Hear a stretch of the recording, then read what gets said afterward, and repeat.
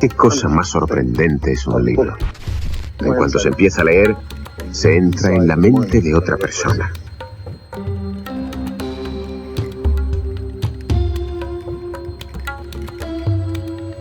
Tal vez de alguien que ha muerto hace miles de años. A través del tiempo, un autor habla clara y silenciosamente dirigiéndose a nosotros y entrando en nuestra mente. La escritura es tal vez el más grande de los inventos humanos. Un libro es la prueba de que los hombres son capaces de hacer que la magia funcione. Y esta habitación está llena de magia.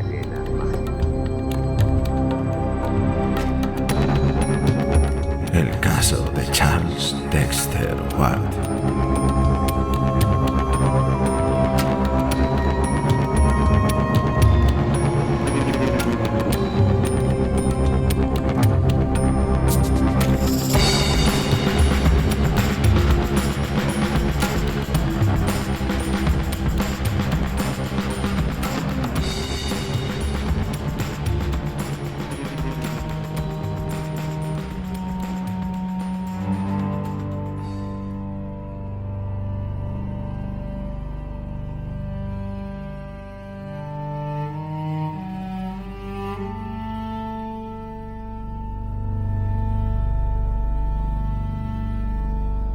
Capítulo 2.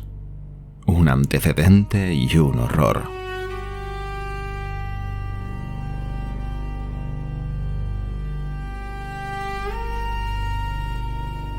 1. Joseph Curwen, según lo mostraban las difusas leyendas materializadas en lo que Ward oía y descubría, había sido un individuo asombroso, enigmático y oscuramente terrible. Había huido de Salem a Providence, el refugio universal de excéntricos, liberales y disidentes, al inicio del gran pánico de la brujería, por temor a que le acusaran a causa de sus hábitos solitarios y sus extraños experimentos químicos o alquímicos. Era un hombre de aspecto anodino, de unos 30 años, y no tardaron en juzgarlo con derecho a convertirse en ciudadano libre de Providence.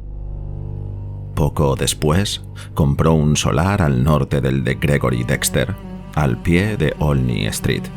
Se construyó la casa de Stampers Hill, al oeste de Town Street, en lo que más tarde se llamó Olney Court. Y en 1761 la sustituyó por otra más grande, que levantó en el mismo emplazamiento y todavía sigue en pie. Ahora bien, lo primero de Joseph Curwen que llamó la atención fue que parecía tener la misma edad que a su llegada.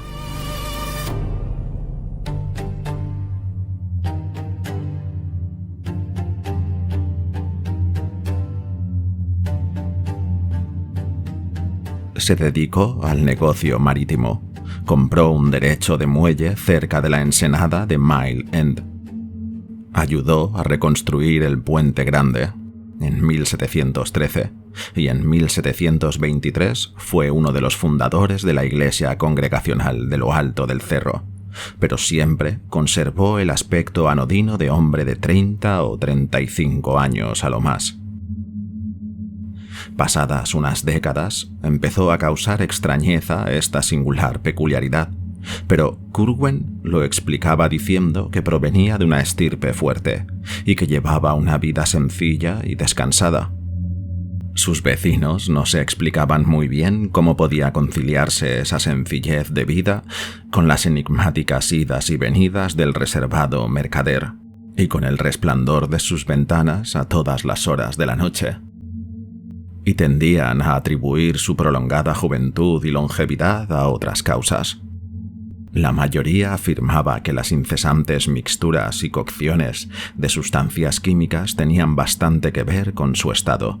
Decían que sus barcos le traían extrañas sustancias de Londres y de la India, o las compraba en Newport, Boston y Nueva York. Y cuando el viejo doctor Jabez Bowen llegó de Rehoboth y abrió su botica del unicornio y el mortero al otro lado del Puente Grande, la gente no paró de hablar de las drogas, ácidos y metales que el taciturno solitario le compraba o le encargaba sin cesar. Convencidas de que Curwen poseía un don prodigioso y secreto para la medicina, muchas personas aquejadas de las enfermedades más diversas acudieron a él para pedirle ayuda. Pero, aunque las alentaba evasivamente en esta creencia y les daba brebajes de extraños colores cuando iban a pedirle algún remedio, estos raramente hacían efecto en los demás. Por último, transcurridos 50 años desde su llegada, sin que su cara ni su aspecto mostraran que hubieran pasado por él más de 5, los comentarios de la gente se volvieron más sombríos, y todo el mundo empezó a colaborar más que medianamente en el deseo de aislamiento que él siempre había manifestado. Las cartas y diarios personales de ese periodo revelan asimismo multitud de motivos por los que Joseph Curwen fue admirado, temido y finalmente evitado como la peste. Era notoria su afición a los cementerios, en los que se le veía a todas horas hiciera el tiempo que hiciera, aunque nadie le sorprendió en ninguna acción que pudiera calificarse de macabra. Tenía una granja en Pautuchet Road, en la que solía pasar los veranos, y a menudo le veían dirigirse hacia allí a caballo a las horas más raras del día o de la noche. Sus únicos criados, granjeros y guardas visibles de esta granja eran un matrimonio de indios Narragansett, el marido, mudo y extrañamente marcado de cicatrices, y la mujer con un rostro repulsivo, probablemente debido a mezcla de sangre negra. En el cobertizo de dicha granja, Curwen tenía un laboratorio donde realizaba casi todos sus experimentos químicos. Los mozos y carreteros que descargaban garrafas, sacos y cajas con el postigo de atrás intercambiaban comentarios sobre los fantásticos frascos, crisoles, alambiques y mecheros que veían en esa habitación baja y cubierta de estanterías, y aseguraban que el callado quimista, querían decir alquimista, no tardaría en dar con la piedra filosofal. Los vecinos más cercanos, los Fenner, que vivían a un cuarto de milla, contaban cosas aún más insólitas sobre voces que, insistían, se oían en la granja de Corwin por la noche. Eran gritos, decían, o alaridos prolongados. Tampoco les parecía normal el abundante ganado que tenía en sus pastos. No hacía falta tanto para proveer de carne, leche y lana a un viejo y a tan pocos criados. Por otra parte, el ganado cambiaba de una semana a otra, según compraba a los ganaderos de Kingstown nuevas remesas. Además, había una dependencia grande de piedra, con altas rendijas en lugar de ventanas, cuyo aspecto era de lo más inquietante. Los ociosos del Puente Grande contaban muchas cosas sobre la casa de Curwen en Onley Street, no de la nueva y elegante construida en 1761, cuando él tenía ya cerca de 100 años, sino de la anterior, baja y con tejado a la holandesa, desván sin ventanas y hastiales de ripia, madera que puso especial cuidado en quemar tras la demolición. Aquí había menos misterio, es cierto, pero las horas a las que se encendían las luces, el sigilo de los 2 criados mestizos, el parloteo confuso del ama de llaves, una francesa increíblemente vieja, la insólita cantidad de comida que veían entrar por una casa de 4 personas y la calidad de las voces que se oían en amortiguada conversación a altas horas, todo venía a sumarse a lo que se sabía de la granja de Pautuchet para dar mala fama al lugar. Tampoco en los círculos más selectos dejaba de hablarse de la casa de Curwen, porque, como el forastero se había ido introduciendo en la iglesia y en la vida empresarial de la ciudad, había hecho lógicamente amistades, de cuya conversación y compañía estaba en condiciones de disfrutar. Se sabía que procedía de buena cuna, porque los Curwen, o Carwen de Salem, no necesitaban presentación en Nueva Inglaterra. Se sabía que Joseph Curwen había viajado mucho durante su juventud. Había vivido un tiempo en Inglaterra y había hecho al menos 2 viajes a Oriente, y su conversación, cuando se dignaba a hablar, era la de un inglés culto y educado. Sin embargo, por alguna razón, Curwen se retraía de la vida social, aunque nunca rechazaba una visita. Siempre levantaba tal muro de reserva que pocos pensaban o decían nada que no sonara insustancial. Su actitud parecía encerrar una arrogancia enigmática y sardónica, como si encontrase insulsa a toda la humanidad porque hubiera vivido entre seres más extraños y poderosos. Cuando el Dr. Checkley, un prestigioso talento, llegó a Boston en 1738 como rector de la King's Church, no olvidó rendir visita a una persona de la que tanto le habían hablado. Pero la visita duró solo un momento, porque le pareció percibir en el discurso de su anfitrión cierto trasfondo siniestro. Charles Ward le confesó a su padre una noche de invierno, hablando de Curwen, que habría dado lo que fuera por saber qué dijo el misterioso anciano al sagaz sacerdote. Pero los diarios personales de esa época solo recogen la negativa del Dr. Checkley a repetir nada de cuanto tuvo que oír en esa ocasión. El buen párroco se había quedado de piedra y nunca fue capaz de recordar a Joseph Curwen sin perder visiblemente la jovial urbanidad de la que tenía fama. Más concretas, en cambio, eran las razones por las que otro hombre de buen discernimiento y crianza evitaba a ese altivo ermitaño.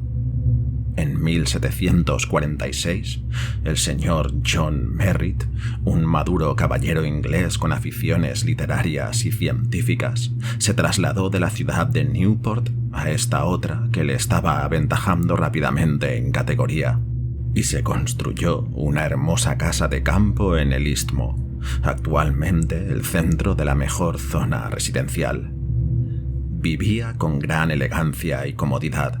Fue el primero en tener coche y criados con librea, y estaba orgulloso de poseer un telescopio, un microscopio y una biblioteca bien surtida de libros en inglés y en latín. Al enterarse de que Curwen era dueño de la mejor biblioteca de Providence, el señor Merritt acudió muy pronto a visitarle, y fue recibido con más cordialidad que la mayoría. Su admiración por las grandes estanterías de su anfitrión, que además de los clásicos griegos, latinos e ingleses, estaban abastecidas de una noble batería de obras filosóficas, matemáticas y científicas entre las que se hallaban los nombres de Paracelso, Agrícola, Van Helmont, Sylvius, Glauber, Boyle, Boerhaave, Becher y Stahl, decidió a Curwen a proponerle acercarse a visitar su granja y laboratorio, cosa que no había hecho con nadie, y al punto partieron hacia allá en el coche del señor Merritt.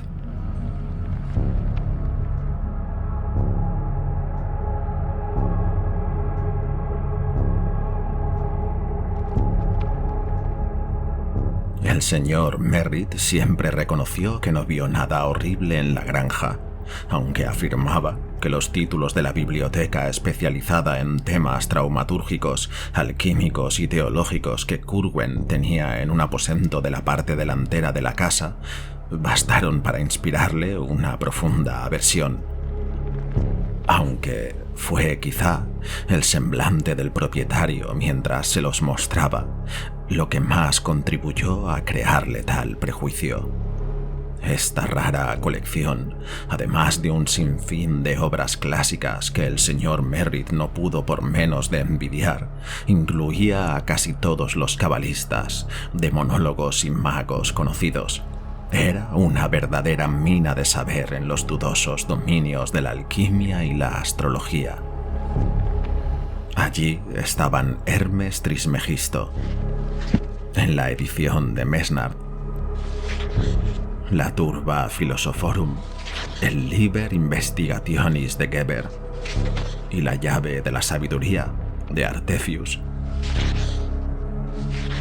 Apretujados con el cabalista Zohar, la colección Peter Jamy de Alberto Magno, el Ars Magnae Ultima de Ramón Llull en la edición de Zettner, el Thesaurus Chemicus de Roger Bacon, el Clavis Alchimiae de Flood y el De Lapide Philosophico de Trithemius. Profusamente representados se hallaban los árabes y judíos medievales. El señor Merritt palideció cuando, al sacar un espléndido volumen rotulado como Quanon e Islam, descubrió que en realidad se trataba del prohibido Necronomicon. Del árabe loco Abdul al-Hadred, del que había oído contar monstruosidades tras descubrirse la práctica de ritos inmundos en el extraño pueblecito pesquero de Kingsport, en la provincia de Massachusetts Bay. Pero, por extraño que parezca, el respetable caballero confesaba que lo que más le desasosegó fue un mero detalle. Un ejemplar carcomido del libro de Borellus, abierto sobre la enorme mesa de caoba, con multitud de anotaciones interlineadas y en los márgenes, con la letra de Curwen.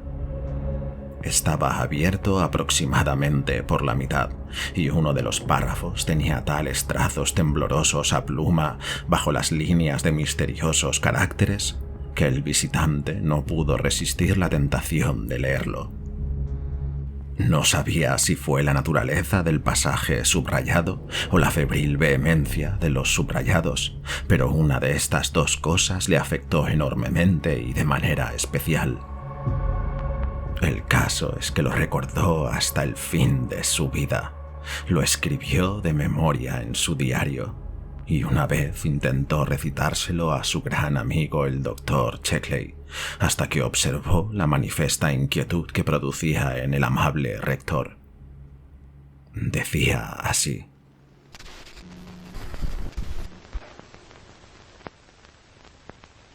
puédense preparar y conservar sales esenciales de animales, de manera que un hombre hábil puede haber en su aposento un arca de Noé entera y levantar de sus cenizas, cuando así le place, la hermosa figura de un animal, y por semejante procedimiento, de las sales esenciales de polvo humano puede un filósofo, sin caer en ninguna nigromancia criminal, llamar la figura de cualquier antepasado, sirviéndose del residuo de su cineración.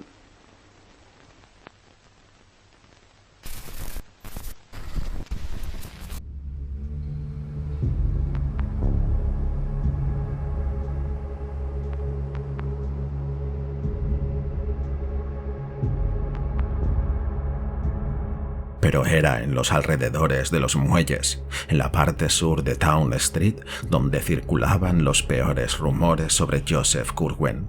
Los marineros son gente supersticiosa.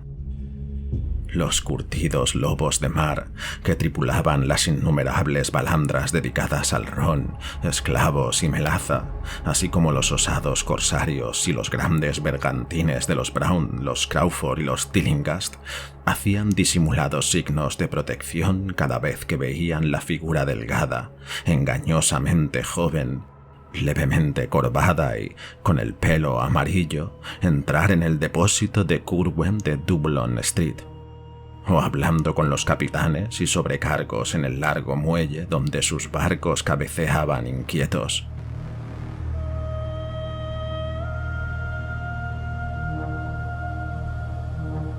Sus empleados y capitanes le odiaban y le temían, y todos sus marineros eran mestizos de la Martinica, San Eustaquio, La Habana o Port Royal. En cierto modo, era la frecuencia con que se reemplazaban a estos marineros lo que hacía más intenso y palpable el miedo que emanaba de este anciano.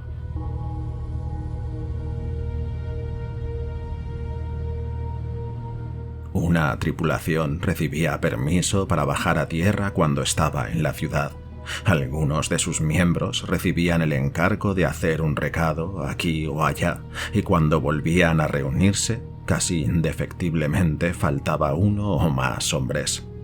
A ninguno le pasaba inadvertido que tales recados tenían siempre relación con la granja de Pautuchet Road, y que se veía regresar de allí a muy pocos. Así que con el tiempo, Curwen encontró muy difícil conservar un número suficiente de hombres. En cuanto les llegaba lo que se contaba en los muelles, desertaban en masa. Y el mercader veía como cada vez se le hacía más difícil reponerlos en las Antillas.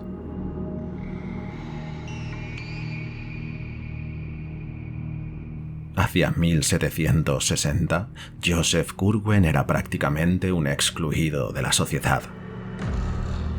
Un sospechoso de vagos horrores y alianzas demoníacas, tanto más amenazadoras cuanto que nadie alcanzaba a determinarlas, comprenderlas o probar siquiera su existencia.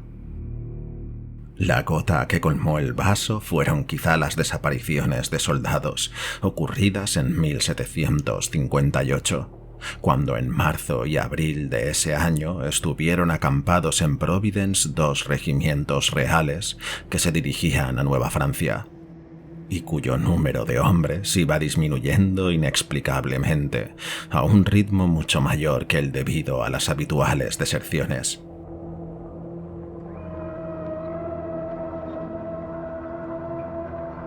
Corrió la noticia sobre la frecuencia con que se solía ver a Curwen conversando con los soldados británicos, y al ser notada la desaparición de algunos, la gente pensó en la extraña coincidencia con lo que ocurría con las tripulaciones de Curwen.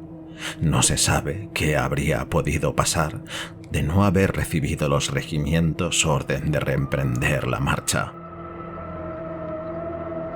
Entretanto, los negocios mundanos del mercader iban para arriba. Poseía prácticamente el monopolio del salitre, la pimienta negra y la canela en la ciudad, y aventajaba sobradamente al resto de los navieros, salvo a los Brown, en cuanto a importación de añil, algodón, paño de lana, sal, cordelería, hierro, papel, objetos de latón y artículos ingleses de todo género. Comerciantes como James Green, del establecimiento El Elefante en Cheapside, los Russell del Águila Dorada, al otro lado del puente, o Clark y Nightingale de la sartén y el pescado junto al Nuevo Café, dependían casi enteramente de él para su abastecimiento. Por otro lado, sus acuerdos con las destilerías locales, los lecheros, los criadores de caballos de Narragansett y los cereros de Newport le hicieron uno de los principales exportadores de la colonia. Aunque evitado por la sociedad, no carecía de cierto espíritu cívico.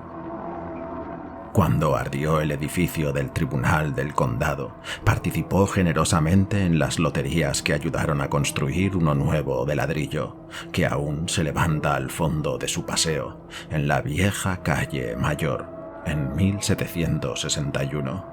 En ese mismo año también ayudó a reconstruir el Puente Grande tras la tempestad de octubre. Repuso muchos libros que la biblioteca pública del ayuntamiento perdió en el incendio y compró abundante lotería emitida para empedrar el embarrado paseo del mercado y Down Street, siempre llena de roderas, a la que dotaron de una acera central. Por esta época también construyó la nueva, sencilla pero excelente casa cuyo pórtico es una obra espléndida de piedra tallada.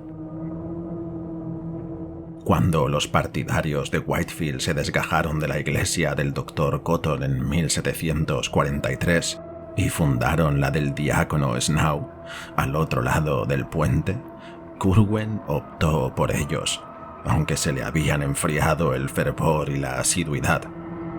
No obstante, ahora volvió a la práctica de la piedad como para ahuyentar la sombra que le había acarreado el vacío social, que amenazaba con hacer naufragar sus negocios si no ponía rápidamente algún remedio.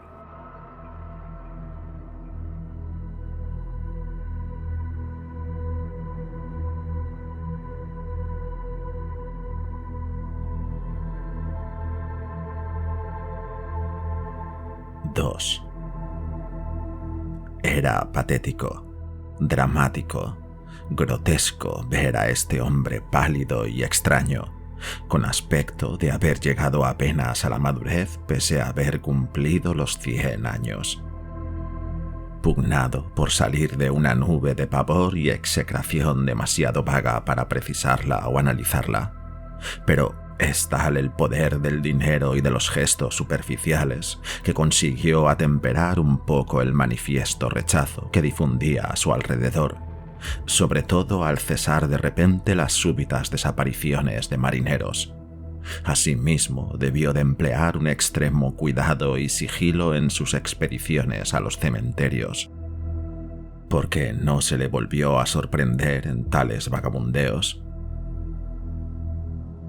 Al mismo tiempo, disminuyeron los rumores sobre misteriosos ruidos y actividades en su granja de Pau-Touchet. El ritmo de consumo de comida y reposición de ganado siguió siendo anormalmente elevado. Pero hasta tiempos modernos, en que Charles Ward estudió una serie de cuentas y facturas halladas en la biblioteca de Shepley, no se le ocurrió a nadie, exceptuando quizá a un joven resentido, establecer tenebrosas comparaciones entre la gran cantidad de negros que importó de Guinea hasta 1766 y el número alarmantemente reducido de los que pudo presentar auténtica factura de venta tanto a los negreros del Puente Grande como a los plantadores de Narragansett Country.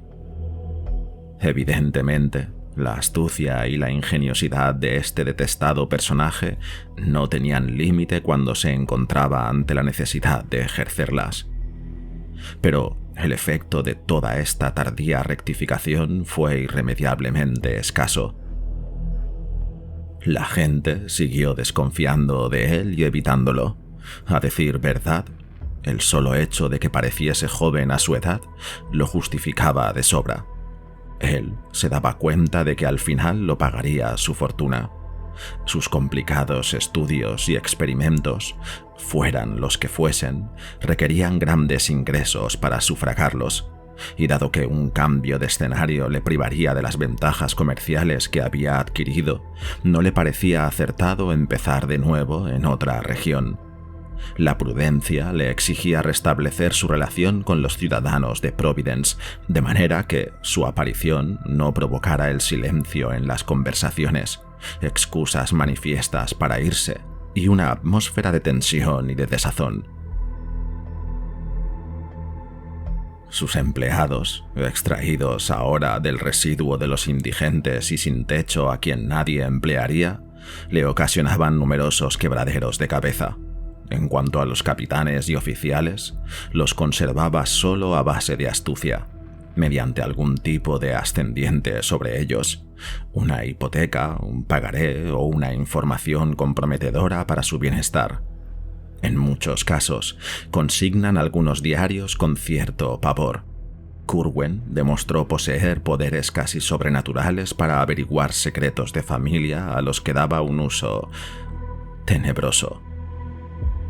Durante los 5 últimos años de su vida, dio la impresión de que los datos que con tanta facilidad le afloraban a los labios los obtenía en conversaciones directas con personas largo tiempo desaparecidas. Por esta época, el taimado erudito recurrió a un último y desesperado expediente para recobrar su puesto en la comunidad. Ermitaño impertinente hasta aquí, decidió ahora contraer matrimonio con alguna dama cuya posición ventajosa hiciese imposible el aislamiento de su casa. Quizá tenía razones más profundas para desear una alianza.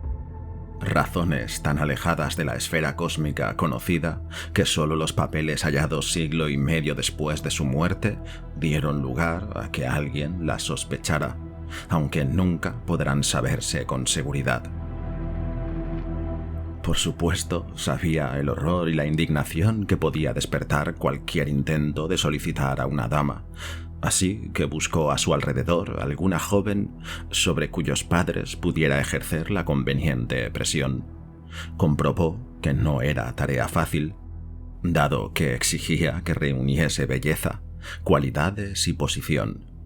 Finalmente, su atención se centró en la casa de uno de sus mejores y más antiguos capitanes, un viudo de buena ascendencia y reputación intachable llamado Dutty Tillinghast, cuya hija única, Eliza, si bien carecía de grandes perspectivas como heredera, estaba adornada con todas las virtudes imaginables. El capitán Tillinghast se hallaba totalmente en las garras de Curwen, y tras una terrible entrevista en su casa de lo alto de Powers Lane, accedió a sancionar tan blasfema unión. Eliza Tillinghast tenía entonces 18 años y había sido educada todo lo dulcemente que la modesta economía de su padre podía permitir. Asistió a la escuela de Stephen Jackson, al otro lado de la plaza del Palacio de Justicia, y su madre la instruyó con solicitud, hasta su muerte de viruela en 1757, en todas las artes y refinamientos de la vida doméstica. Una labor suya, ejecutada en 1753 a los 9 años, puede contemplarse hoy en las salas de la Sociedad Histórica de Rhode Island. Tras la muerte de su madre, tuvo que llevarla a casa con la única ayuda de una vieja de color. Las discusiones con su padre sobre la proposición matrimonial de Curwen debieron de ser verdaderamente dolorosas, aunque no hay referencia escrita de ellas. Lo cierto es que rompió su compromiso con el joven Ezra Whedon, segundo oficial del Enterprise, y que su unión con Joseph Curwen tuvo lugar el 7 de marzo de 1763, en la iglesia baptista, con asistencia de una de las más distinguidas reuniones de que podía hacer gala la ciudad. La ceremonia la ofició el joven Samuel Windsor. La Gazette sacó una escueta reseña del acontecimiento, que Ward encontró arrancada o eliminada de la mayoría de los ejemplares existentes de esa fecha. Solo halló un ejemplar intacto tras mucho buscar en los archivos de un coleccionista particular, y reparó divertido en la cortés asepsia del lenguaje.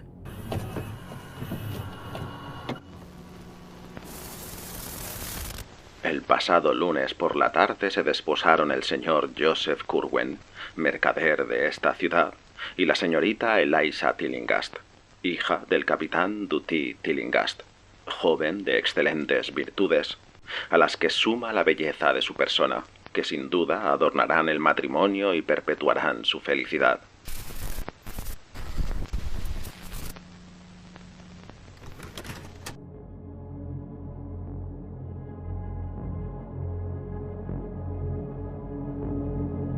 La correspondencia Durfee-Arnold, descubierta por Charles Ward poco antes de lo que se considera el inicio de su enajenación, en la colección privada del señor Melby F. Peters de George Street, y que comprende esta etapa y un breve periodo anterior, arroja una viva luz sobre el ultraje a la sensibilidad pública que supuso esta infausta unión.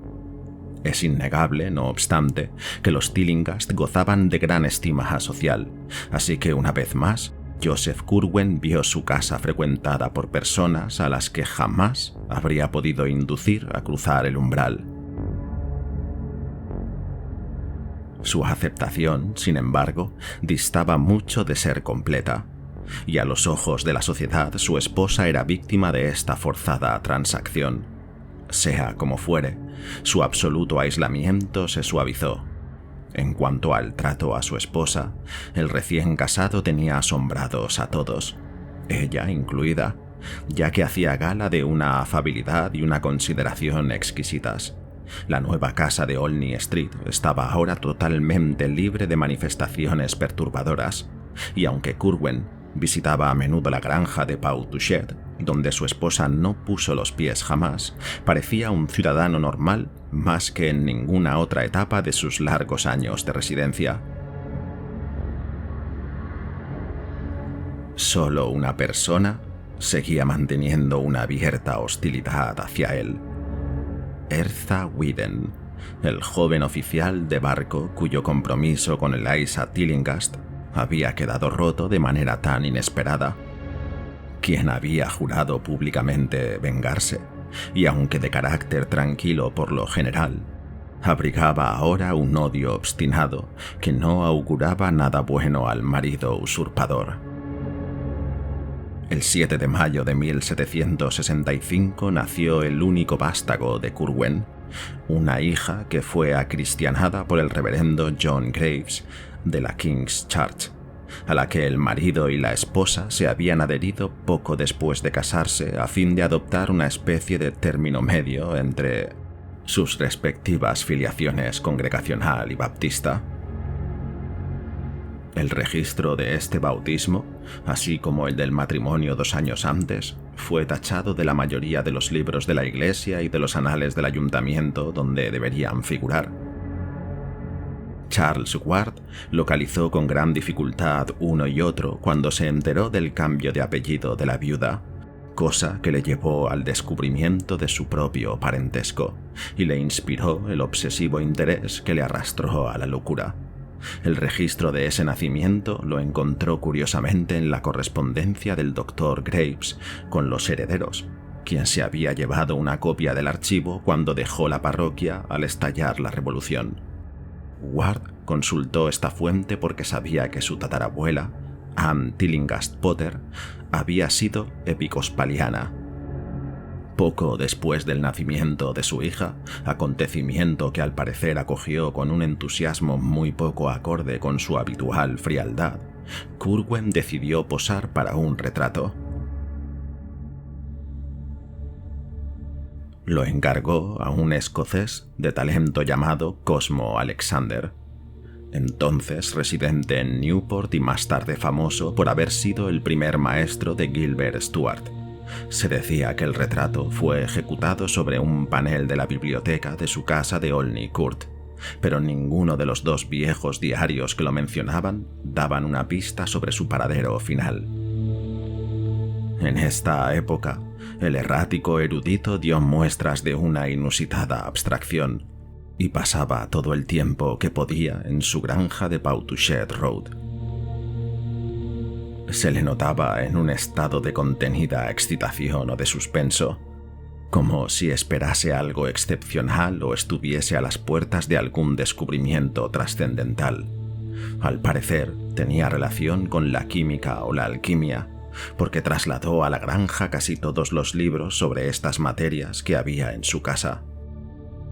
Siguió esforzándose en fingir interés cívico y no perdía ocasión de ayudar a personajes como Stephen Hopkins, Joseph Brown o Benjamin West en sus esfuerzos por elevar el nivel cultural de la ciudad, que en aquel entonces estaba muy por debajo del de Newport con su patronazgo de las artes liberales. Había ayudado a Daniel Jenkins a abrir su librería en 1763, de la que fue desde entonces su mejor cliente, y amplió su ayuda a la combativa Gazette, que aparecía los miércoles en la enseña de Shakespeare Head. En política apoyaba fervientemente al gobernador Hopkins contra el partido de Ward, cuya fuerza principal se hallaba en Newport, y su elocuente discurso de 1765 en Hackers Hall contra la separación de North Providence como ciudad aparte, si la votación se decantaba a favor de Ward en la Asamblea General, contribuyó más que ninguna otra cosa a disipar los prejuicios contra él. Pero Erzá Whedon, que le vigilaba estrechamente, sonreía con desprecio ante toda esta aparente actividad, y juraba en voz alta que todo eso no era sino una simulación para ocultar algún tráfico abominable con los más negros abismos del Tártaro. El vengativo joven empezó a espiar sistemáticamente al hombre y sus actividades cada vez que estaba en tierra, y por las noches se pasaba horas enteras con una canoa preparada, en los muelles, cuando veía luces en los depósitos de Curwen, y seguía al pequeño bote que a veces salía sigiloso hacia la bahía.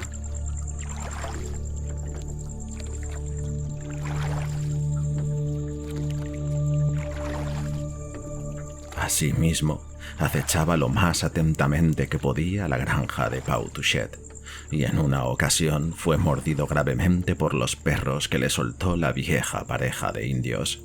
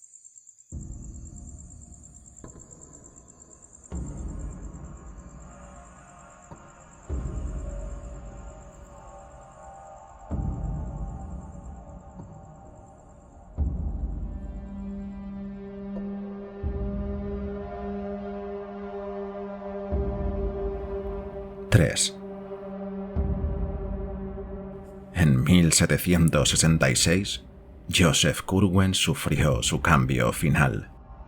Fue repentino y llamó la atención de los curiosos, porque se le cayó como una capa vieja el aire de suspenso y expectación, y en su lugar asomó una mal disimulada exaltación de completo triunfo. Le costaba trabajo contenerse de proclamar públicamente que había descubierto o aprendido o hecho, pero al parecer la necesidad de mantenerlo en secreto era más grande que el ansia de compartir su júbilo, porque nunca dio ninguna explicación. Después de esta transición, ocurrida a principios de julio, el siniestro erudito empezó a asombrar a los conocidos, demostrando saber de ellos cosas que solo podían haberle contado familiares fallecidos hacía tiempo. A pesar de este cambio, no cesó ni mucho menos en sus febriles actividades secretas. Al contrario, más bien tendieron a aumentar. De manera que sus capitanes, a los que ahora tenía sujetos con las ataduras del miedo, tan poderosas como antes habían sido las de la ruina, se involucraban cada vez más en sus negocios marítimos. Abandonó por completo el comercio de esclavos, alegando que sus beneficios no cesaban de disminuir.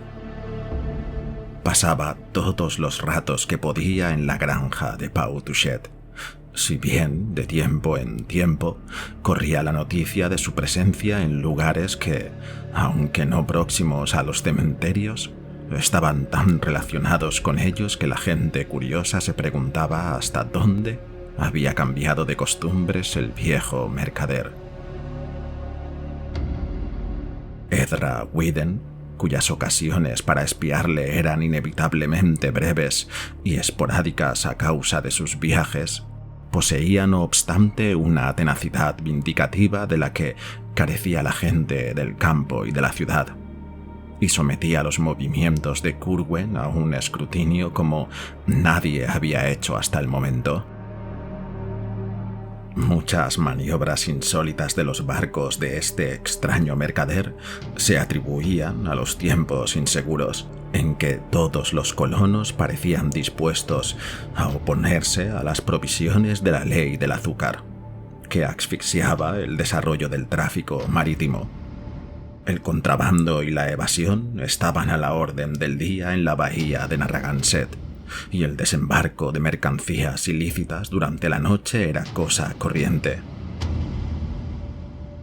Pero Whedon, después de seguir una noche tras otra las lanchas y pequeñas balandras que veía salir furtivamente de los depósitos que Curwen tenía en los muelles de Town Street, no tardó en llegar a la conclusión de que no eran solo los buques armados de su majestad lo que el escurridizo personaje tenía interés en evitar. Antes del cambio de 1766, estas embarcaciones transportaban cadenas de negros. Los bajaban, cruzaban la bahía y los dejaban en un punto oscuro de la costa al norte de Pau-Touchet. De allí los subían por el acantilado y los llevaban a campo traviesa a la granja de Curwen, donde los encerraban en el enorme pabellón de piedra de altas y estrechas rendijas a modo de ventanas. A partir de este cambio, empero, el programa sufrió una completa alteración. Cesó la importación de esclavos y durante un tiempo Curwen dejó de salir en bote a medianoche. Después, hacia la primavera de 1767, adoptó una nueva táctica.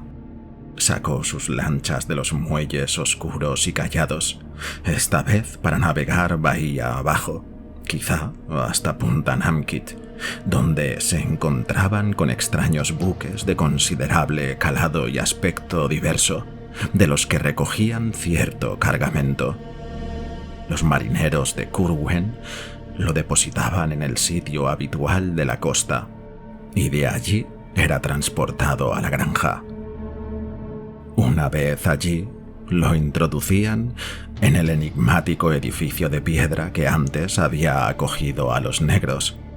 Este cargamento consistía casi enteramente en cajas, la mayoría rectangulares, muy pesadas e inquietantemente parecidas a ataúdes.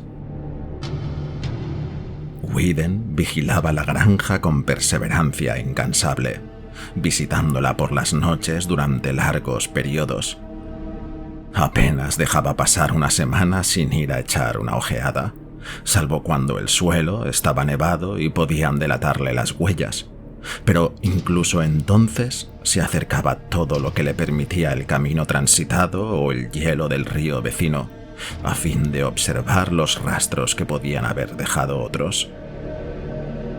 Como tenía que interrumpir estas vigilias a causa de sus obligaciones, se puso de acuerdo con un compañero de taberna llamado Eleazar Smith para que continuase la vigilancia durante sus ausencias, y entre los dos podían haber hecho correr rumores extraordinarios.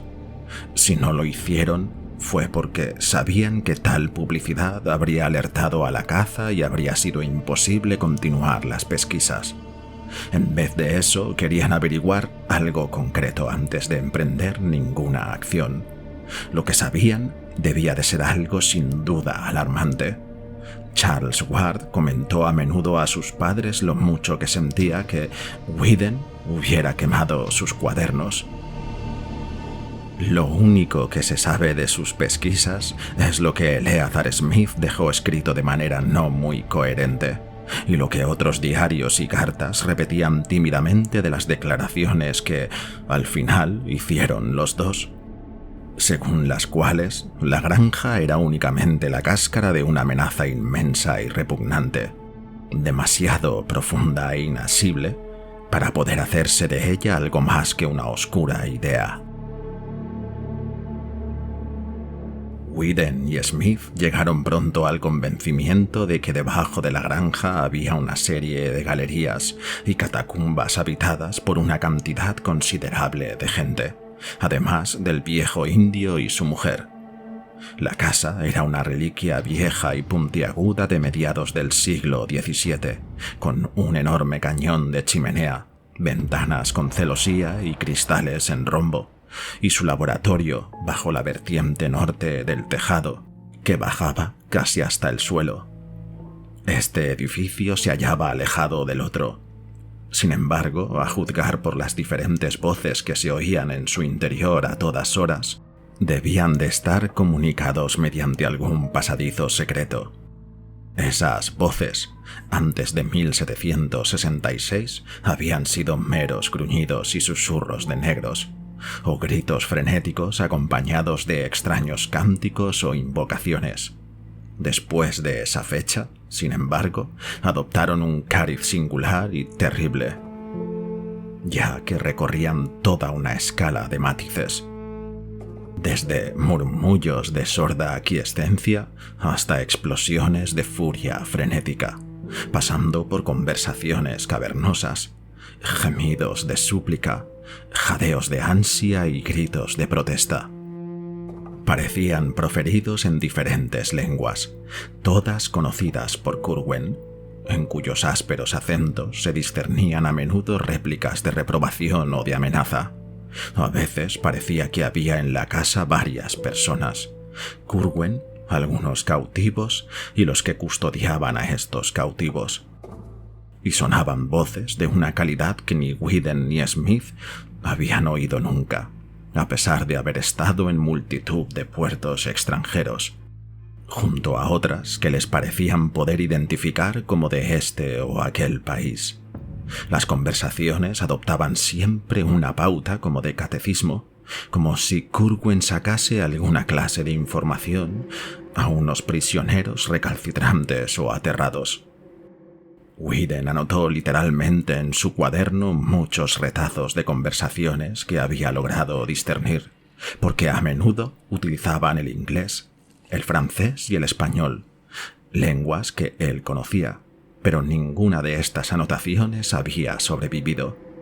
Decía, no obstante, que en algunos de estos diálogos, que hacían referencia a asuntos de familias de Providence, las preguntas y las respuestas que lograba entender eran de carácter histórico o científico, a veces sobre lugares y tiempos muy remotos.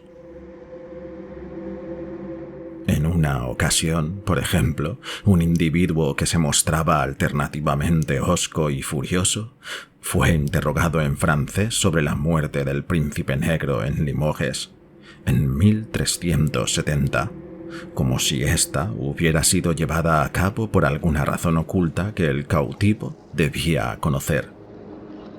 Curwen preguntó al prisionero, si es que era prisionero, si la orden de esa muerte fue dada a causa del signo de la cabra hallado en el ara de una cripta romana que había debajo de la catedral, y si el hombre negro del aquelarre del Haute Vienne había pronunciado las 3 palabras.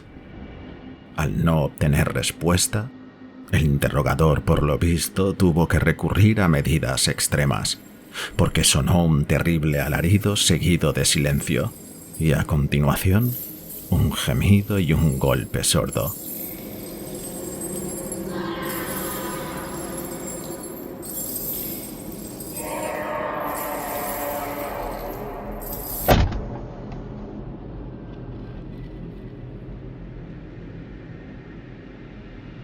Ninguno de los dos fue nunca testigo ocular de estos coloquios, dado que las ventanas estaban siempre con las cortinas corridas. Una vez, no obstante, durante un discurso en una lengua desconocida, Whedon vio una sombra sobre la cortina que le sobresaltó sobremanera.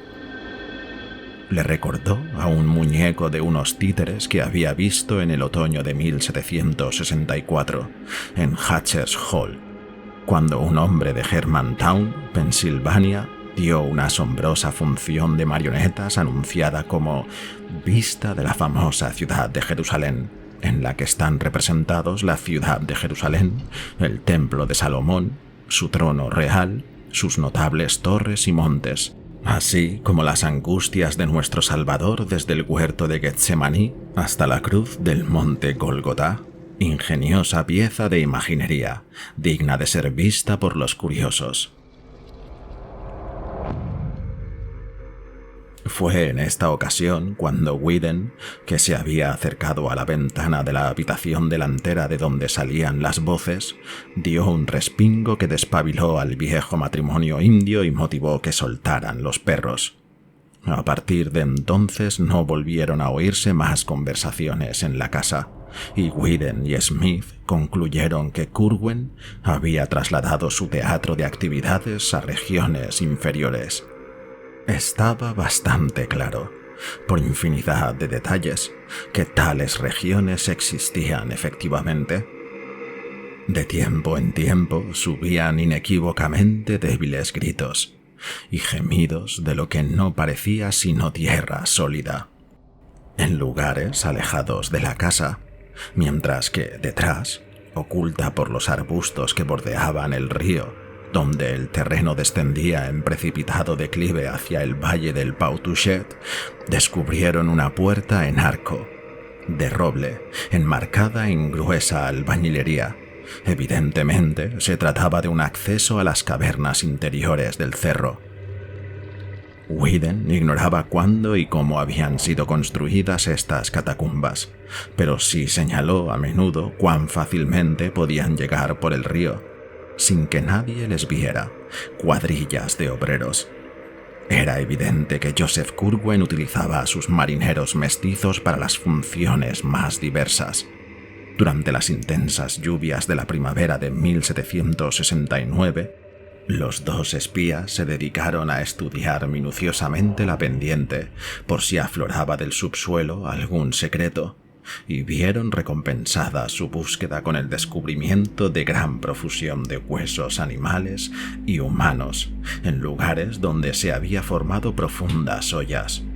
Normalmente podía explicarse de mil maneras la presencia de tales cosas en la parte trasera de una granja con ganado y en un paraje donde eran corrientes los cementerios indios, pero Whedon y Smith sacaron sus propias conclusiones. Fue en enero de 1770, mientras Whedon y Smith discutían sobre qué determinación tomar, si es que se podía tomar alguna, sobre este enigmático asunto, cuando tuvo lugar el incidente del Fortaleza. Irritada por el incendio de la balandra guardacostas Liberty de Newport durante el verano anterior, la flota aduanera, a las órdenes del almirante Wallace, había extremado la vigilancia respecto a barcos desconocidos, y en esta ocasión la goleta armada Cygnet de Su Majestad, bajo el mando del capitán Charles Leslie, apresó una madrugada, tras breve persecución, al paquebote Fortaleza de Barcelona, España, mandado por el patrón Manuel Arruda, que según su diario de navegación hacía viaje del Gran Cairo, Egipto, a Providence. Al ser registrada en busca de contrabando, se descubrió con asombro que su cargamento consistía en momias egipcias, consignadas al marinero A.B.C., quien pasaría a retirar la mercancía en una lancha frente a Punta Namkit, y cuya identidad el capitán Arruda consideró su deber no revelar. El tribunal del vicealmirantazgo de Newport, no sabiendo qué hacer en vista de que, por un lado, no se consideraba contrabando su cargamento y por otro había entrado en culpable secreto por recomendación del jefe de aduana Robinson, optó por dejar dicha nave en libertad, pero prohibiéndole entrar en aguas de Rhode Island. Más tarde corrieron rumores de que la habían visto fondeada en Boston, aunque no entró abiertamente en puerto. No dejó de causar sensación en Providence tan extraordinario incidente, y pocos dudaron de que había una conexión entre el cargamento de momias y el siniestro Joseph Curwen, dado que sus estudios exóticos, sus singulares importaciones de material químico y su afición a los cementerios eran de dominio público. No hacía falta mucha imaginación para relacionarle con un tráfico extravagante que no era concebible que se enviara a nadie más de la ciudad. Consciente, quizá, de esta lógica sospecha, Curwen tuvo buen cuidado de comentar en varias ocasiones, como de pasada, el valor de los bálsamos hallados en las momias, pensando tal vez que así hacía el asunto menos rechazable, aunque sin admitir su participación. Whedon y Smith, naturalmente, no tenían ninguna duda del significado de esto, y se lanzaron a las más descabelladas teorías sobre Curwen y sus monstruosas ocupaciones. La primavera siguiente, como la anterior, fue bastante lluviosa, y los dos observadores inspeccionaron minuciosamente la margen del río que pasaba por detrás de la granja de Curwen. Habían desaparecido grandes porciones de tierra que habían dejado al descubierto bastantes huesos, pero no había el menor indicio de acceso a cámaras o galerías subterráneas. Algo se dijo, no obstante, en el pueblo de Pau-Touchet, una milla más abajo, donde el río discurre en sucesivas cascadas por una grada rocosa y desemboca en la plácida y cerrada caleta. Allí, donde las pintorescas casitas aisladas se escalonaban cerro arriba desde el puente rústico y los pequeños pesqueros dormitaban amarrados a los muelles. Corrió un rumor sobre cuerpos que el río arrastraba y que salieron brevemente a la superficie al pasar por las cascadas. Desde luego, el Pau-Touchet es un río largo que serpea por zonas pobladas donde abundan los cementerios, y desde luego las lluvias de primavera habían sido copiosas, pero a los pescadores del puente no les agradó la forma en que miró uno de esos seres al hundirse en las masas aguas de abajo, ni la especie de alarido que profirió otro, aunque su estado no era el de un ser en condiciones de gritar.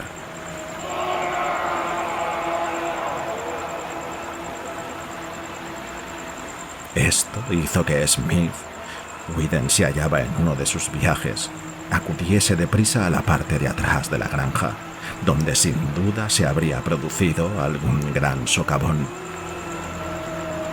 Pero no encontró en el ribazo el menor vestigio de acceso.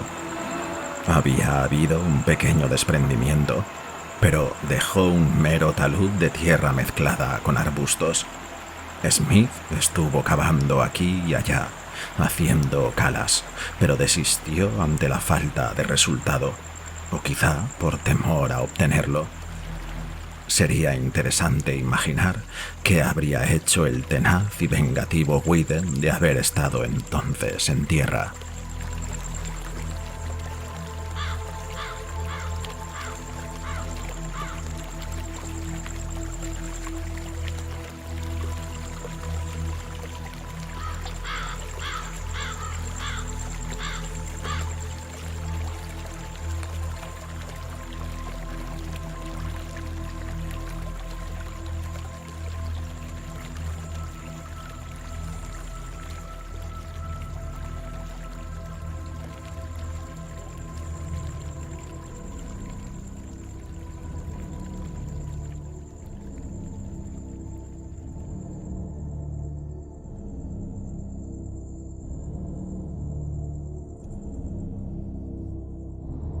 ¡4!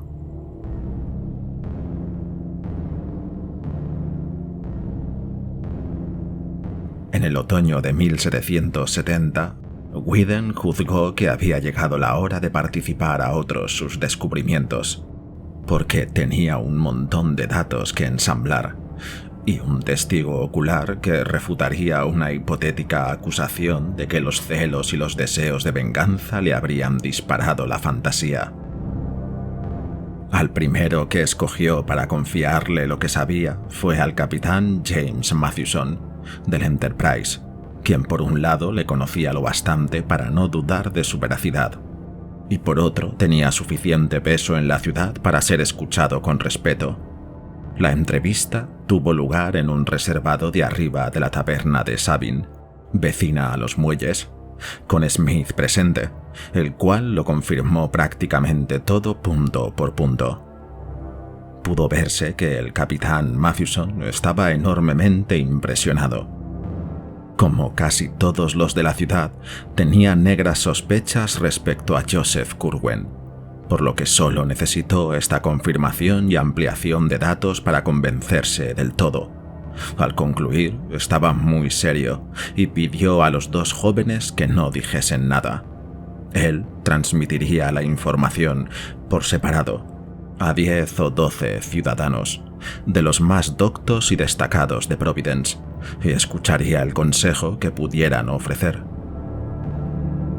En cualquier caso, era esencial guardar discreción, porque no era este un asunto al que pudieran hacer frente los militares o la policía local, y sobre todo, había que evitar que se enterase la excitable multitud, para que no se reprodujera en estos tiempos ya revueltos la espantosa oleada de pánico de Salem, ocurrida hacía menos de un siglo y que había traído aquí a Curwen. Las personas idóneas, pensó, eran el Dr. Benjamin West, autor de un opúsculo sobre el último tránsito de Venus, hombre erudito y pensador perspicaz, el reverendo James Manning, rector de la universidad recién llegado de Warren, que se alojaba provisionalmente en la nueva escuela de King Street, mientras terminaban la residencia de arriba, al final del Presbyterian Lane. El exgobernador Stephen Hopkins, que había sido miembro de la Sociedad Filosófica de Newport y era persona de gran comprensión. John Carter, editor de la Gazette, los 4 hermanos Brown, John, Joseph, Nicholas y Moses, que eran los magnates de la localidad, de los cuales Joseph era un científico aficionado de talento. El anciano doctor Jabez Bowen, de enorme erudición, el cual estaba al corriente de las extrañas compras de Curwen, y el capitán Abraham Whipple, corsario de gran osadía y energía con el que se podía contar para dirigir la acción que hiciera falta. Si se mostraban conformes, los convocaría para deliberar conjuntamente y a ellos les incumbiría la responsabilidad de decidir si informar o no al gobernador de la colonia, Joseph Wanton, de Newport, antes de emprender nada.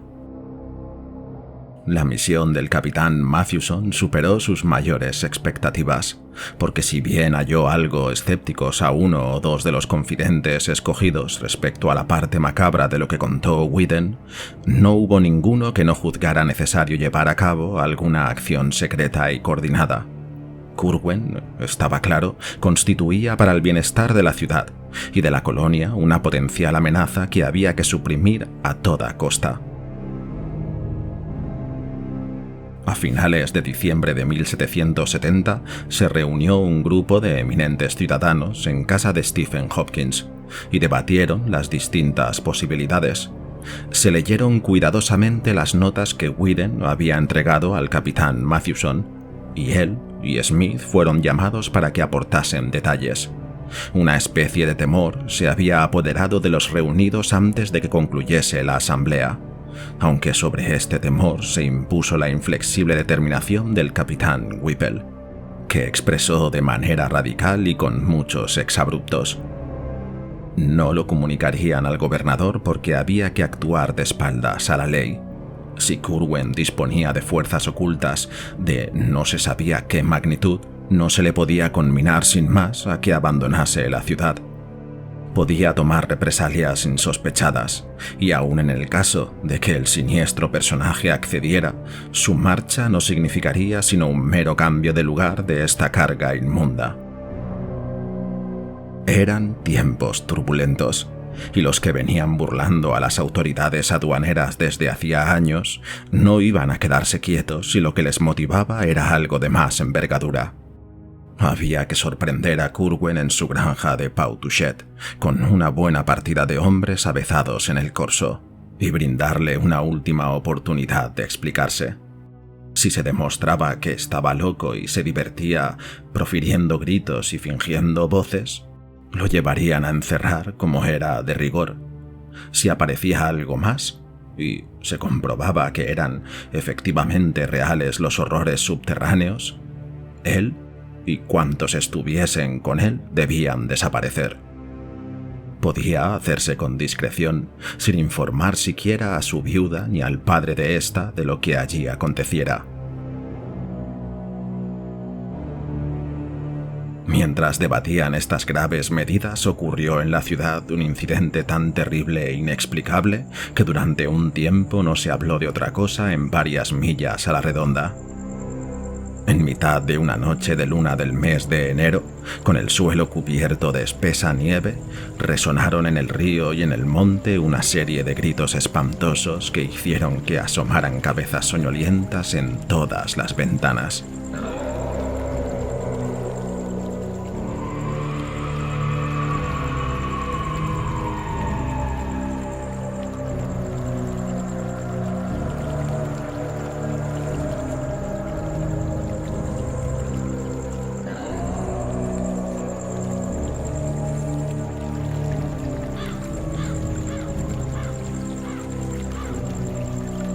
Los que vivían en Punta Weyboset vieron cómo un enorme ser blanco corría frenéticamente en el espacio mal despejado frente a la cabeza del turco. Sonaron ladridos de perros a lo lejos.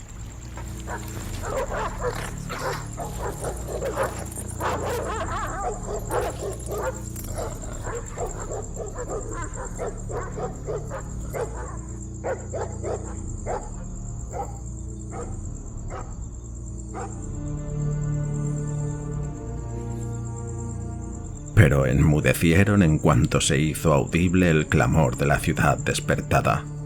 Salieron a toda prisa grupos de hombres con linternas y mosquetes a averiguar qué ocurría, pero la batida no dio ningún resultado. A la mañana siguiente, no obstante, descubrieron sobre los trozos de hielo atascados en los pilares del puente grande, donde el muelle largo se extendía junto a la destilería de Abbott, un cuerpo gigantesco y musculoso, completamente desnudo, cuya identidad suscitó un sinfín de especulaciones. Era tan viejo como los mismos viejos que hablaban de él en voz baja, pero solo en los más venerables despertó ese rostro rígido un atisbo de recuerdo. Y con un estremecimiento intercambiaron furtivos cuchicheos de miedo y estupefacción, porque en este rostro petrificado y horrendo veían un parecido tan asombroso que casi se les antojaba una identidad, la de un hombre muerto hacía 50 años o más.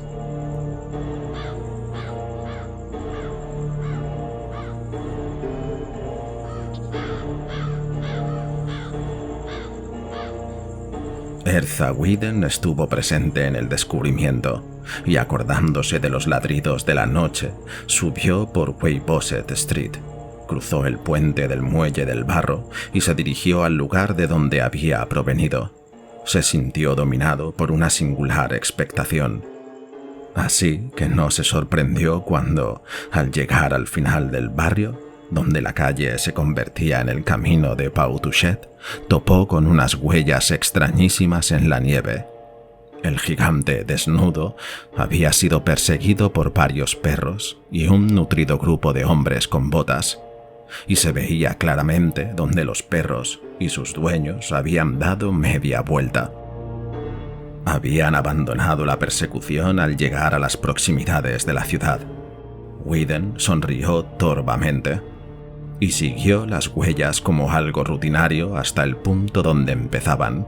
Salían de la granja de Joseph Curwen, como ya había supuesto, y hubiera dado lo que fuera porque no hubiesen estado tan confusamente pisoteadas. Pero no quiso demostrar demasiado interés a plena luz del día. El doctor Bowen, al que Whedon fue a informar inmediatamente, practicó la autopsia al extraño cadáver y descubrió peculiaridades que le dejaron absolutamente confundido. El tracto intestinal de este hombre enorme parecía no haber funcionado jamás, mientras que su piel tenía una textura áspera e inconsistente, imposible de explicar. Impresionado por lo que los viejos comentaban sobre el parecido de este cuerpo con el herrero Daniel Green, fallecido hacía muchísimo, y cuyo bisnieto, Aaron Hopin, trabajaba de sobrecargo para Curwen, Whedon empezó a hacer preguntas como con despreocupación, hasta que averiguó dónde había sido enterrado Green.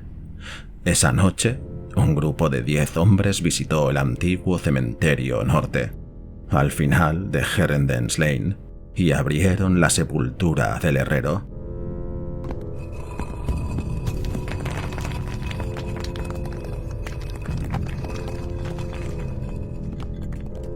La encontraron vacía tal como se temían.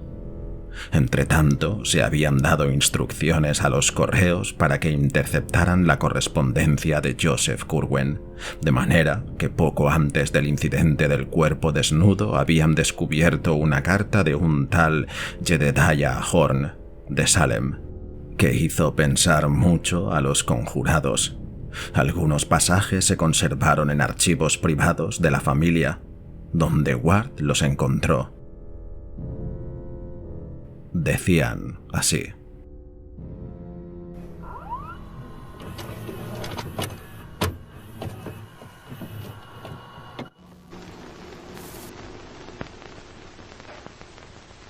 me alegra que continúe vuestra merced trabajando las viejas materias con su método, pues creo que las cosas no le iban mejor al señor Hutchinson de Salem Village, pues sin duda no fue sino el más vivo espanto lo que H. levantó de lo que solamente había conseguido una parte.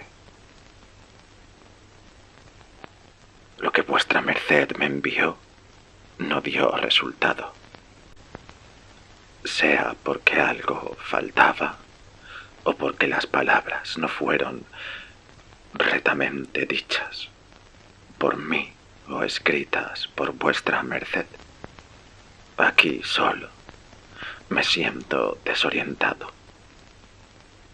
No poseo las artes químicas de vuestra merced para seguir a Borellus, y me confieso perplejo con el libro 7 del Necronomicon que vuestra merced me recomienda. Me atrevo a recordarle, sin embargo, lo que nos ha sido dicho, de ser precavidos sobre a quien llamamos, pues vuestra merced sabe lo que dicen las notas marginales del señor Mather en Magnalia.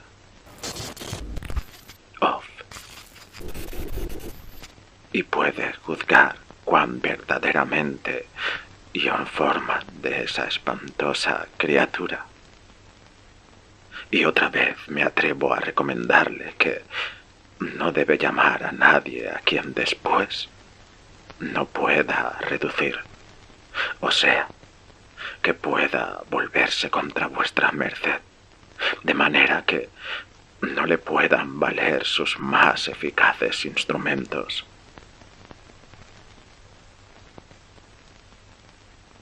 Antes, llámame a los menores, no sea que los mayores no quieran responder, sino que se impongan a vuestra merced.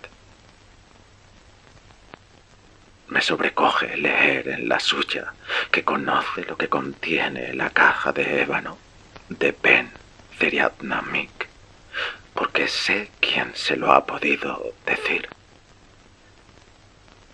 Y nuevamente le ruego que cuando me escriba me ponga Jedediah y no Simón. En esta comunidad nadie tiene asegurado vivir mucho, y vuestra merced sabe mi pensamiento de volver como mi hijo. Y muy deseoso estoy que me haga saber lo que el hombre negro aprendió de Silvanus Cocidius, de esa cripta al pie del muro romano, y le estaré muy agradecido si me presta el manuscrito del que habla.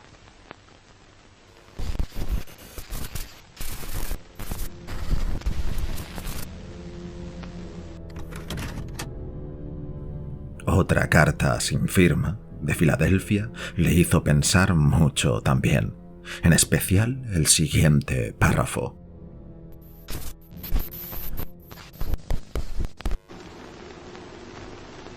Cumpliré lo que me pide, de enviar las mercancías solamente por sus naves, pero no siempre puede haber seguridad de cuándo esperarlas. Sobre el asunto que me dice no necesito sino una cosa más, pero quiero haber la certeza de comprenderle precisamente. Me advierte vuestra merced que no ha de faltar parte ninguna si se quieren tener los resultados más acabados, pero ya sabe lo dificultoso que es saber la certeza. Semeja gran riesgo sacar la caja entera, y si es dentro de la ciudad, o sea, en las iglesias de San Pedro, San Pablo, Santa María y de Cristo, no hay manera de poderlo hacer. Pero yo sé qué imperfecciones había en lo que levantamos en octubre pasado, y cuántos individuos vivos tuvo vuestra merced de usar hasta dar con el buen camino en 1766. Así que quiero guiarme por vuestra merced en todos los respetos, y espero impaciente la llegada de su bergantín, y todos los días pregunto en el muelle del señor Biddle.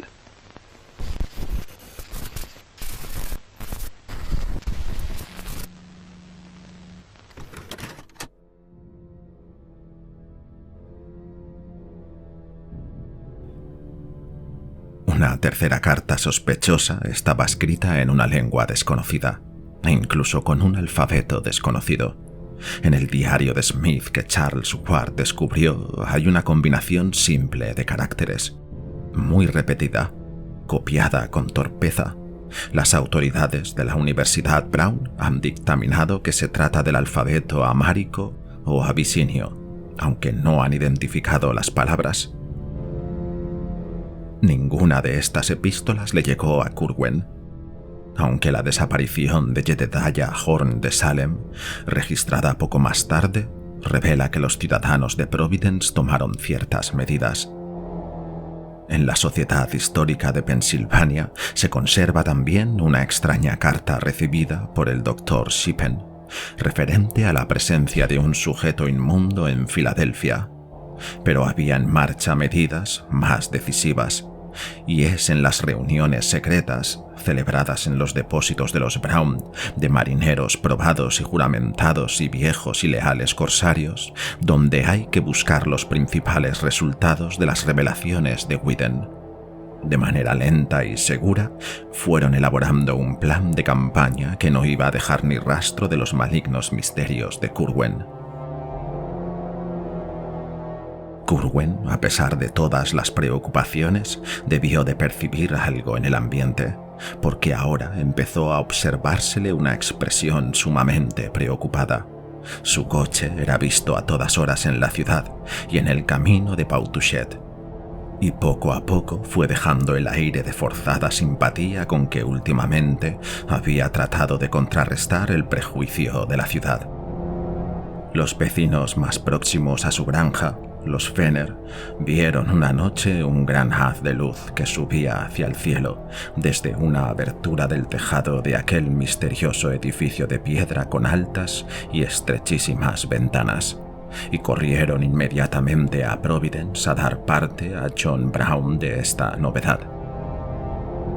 El señor Brown se había convertido en el cerebro del grupo decidido a terminar con Curwen, y comunicó a los Fenner que estaban a punto de intervenir. Consideró necesario decírselo, dado que era imposible que no presenciaran el asalto final, y les explicó dicha intervención diciendo que se sabía que Curwen era un espía de los oficiales de la aduana de Newport, contra el que la mano de todo comerciante, armador y granjero de Providence debía levantarse públicamente o en secreto. No es seguro que se creyeran la patraña unos vecinos que habían visto tantas cosas raras, pero el caso es que estaban dispuestos a relacionar cualquier mal con un personaje de hábitos tan sospechosos. El señor Brown les había confiado la labor de vigilar la granja de Curwen e informarle regularmente de cualquier incidente que allí ocurriera.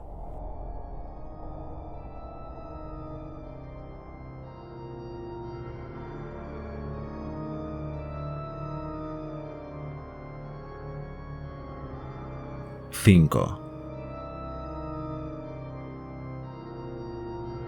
La probabilidad de que Curwen estuviese prevenido e intentara algo insólito como parecía sugerir el extraño haz de luz, precipitó finalmente el plan tan cuidadosamente ideado por este grupo de responsables ciudadanos.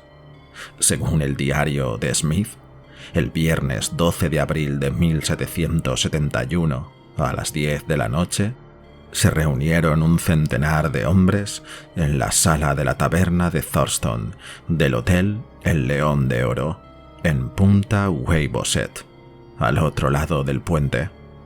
En el grupo de hombres destacados que dirigía este movimiento se hallaba, además de John Brown, que era el jefe, el Dr. Bowen, con su maletín de instrumentos quirúrgicos, el rector Manning, sin su enorme peluca, la más grande de las colonias, por la que era célebre, el gobernador Hopkins, envuelto en su capa negra y acompañado de su hermano Essex, navegante, al que había incorporado en el último momento con el permiso de los demás, John Carter, el capitán Mathewson y el capitán Whipple, que debía encabezar la partida.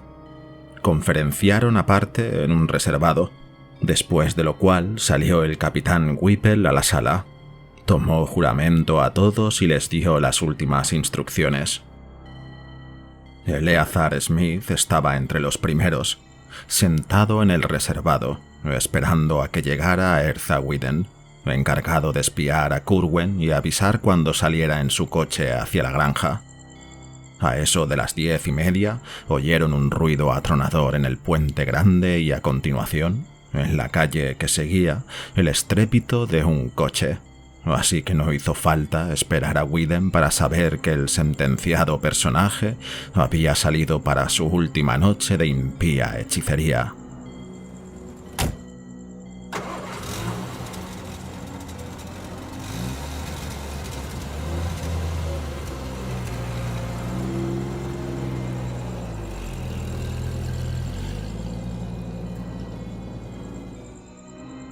Unos momentos después, cuando ya el coche se alejaba y retumbaba débilmente en el puente del muelle del barro, apareció Widen.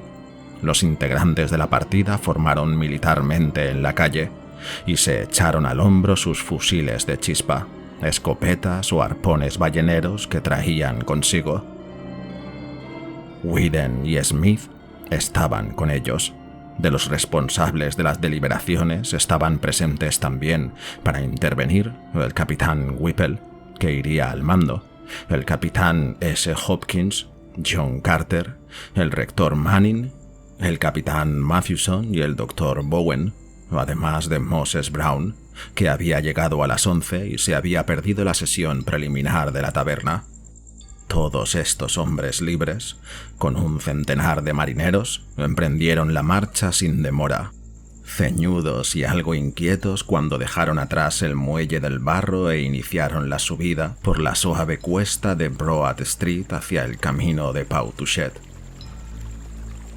Poco más allá de la iglesia de Elder Snow, algunos se volvieron para echar una última mirada a Providence. Desparramada bajo las primeras estrellas de primavera, los hastiales y chapiteles se alzaban oscuros y regulares, y la brisa salada soplaba suave desde la ensenada hacia el norte del puente.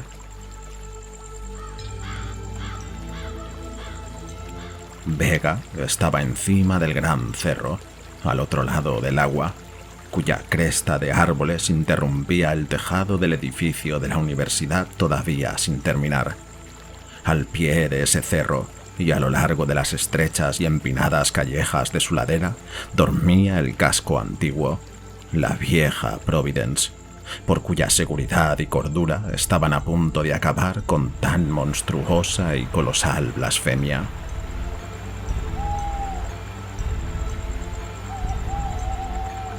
Una hora y cuarto más tarde, los asaltantes llegaron a la casa de los Fenner, como habían convenido, donde recibieron una última información sobre su inminente víctima.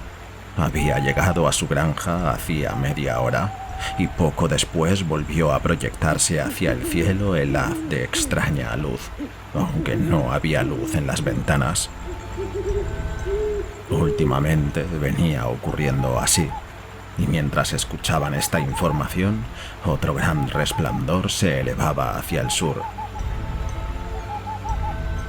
Y los de la partida comprendieron que habían llegado al escenario de unos prodigios espantosos y preternaturales.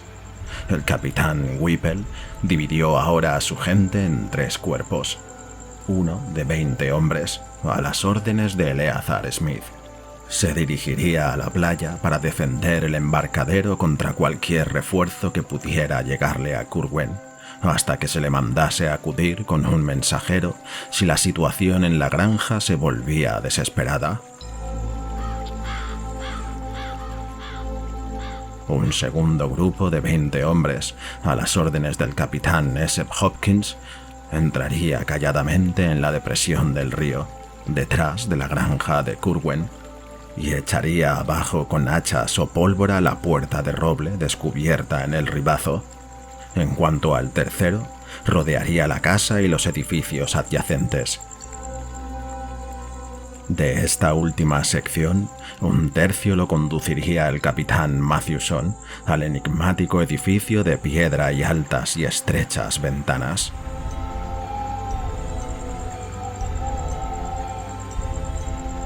Otro seguiría al propio capitán Whipple a la casa principal, y el tercio restante se desplegaría en círculo alrededor del conjunto de edificios hasta que fuera llamado mediante una señal.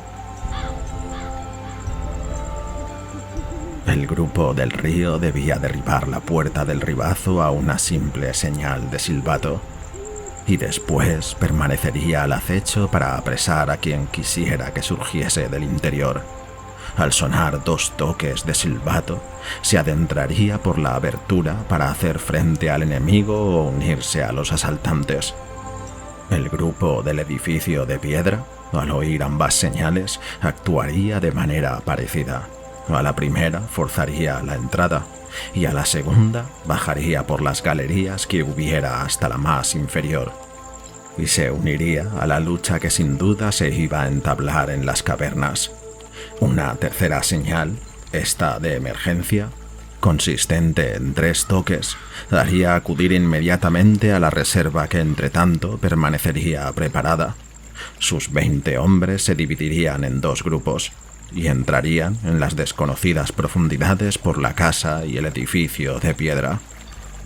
Whipple estaba totalmente convencido de la existencia de esas catacumbas, así que al trazar el plan no tomó en consideración ninguna otra alternativa. Llevaba consigo un silbato de sonido fuerte y estridente, y no temía que nadie confundiera o interpretara mal ninguna de las señales. La última reserva de hombres, la del embarcadero, naturalmente, estaba fuera de alcance, de manera que habría que mandarles un mensajero en caso de necesidad. Moses Brown y John Carter fueron con el capitán Hopkins al ribazo, mientras que el rector Manning acompañó al capitán Matthewson al edificio de piedra.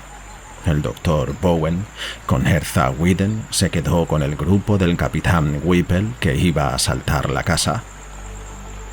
El ataque debía iniciarse en cuanto un mensajero del capitán Hopkins anunciase al capitán Whipple que el grupo del río estaba preparado. El jefe daría entonces la señal de un solo toque, y los varios grupos de vanguardia iniciarían a la vez el ataque en 3 puntos. Poco antes de la 1 de la madrugada, las 3 divisiones abandonaron la granja de Fenner. Una se dirigió al embarcadero, otra hacia el río, a buscar la puerta del ribazo, y la tercera se subdividió para acudir a los edificios de la granja de Curwen. Eleazar Smith, que se unió al grupo que iba a custodiar el embarcadero, consigna en su diario una marcha sin percances y una larga espera en el acantilado de la bahía, rota una vez por lo que apareció el sonido distante de un silbato, y otra por una mezcla confusa de lo que parecían gritos y exclamaciones, y una explosión que les llegó de la misma dirección. Después, un hombre creyó oír detonaciones lejanas, y más tarde el propio Smith sintió el latido de unas palabras atronadoras que resonaron arriba en el aire. Poco antes de amanecer, un mensajero macilento, con los ojos desencajados y las ropas impregnadas de un olor hediondo, transmitió al destacamento la orden de dispersarse en silencio, regresar cada uno a su casa y no volver a pensar en lo acontecido esa noche, ni en el que había sido Joseph Curwen.